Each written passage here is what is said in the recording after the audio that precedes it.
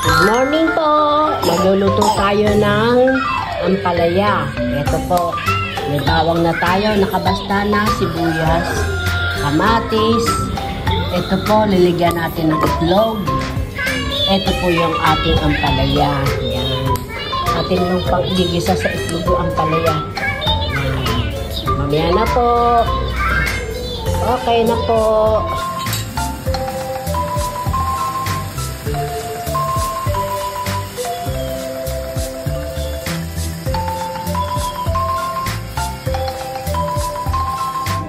Ito na po yung niluto natin ampalaya with egg.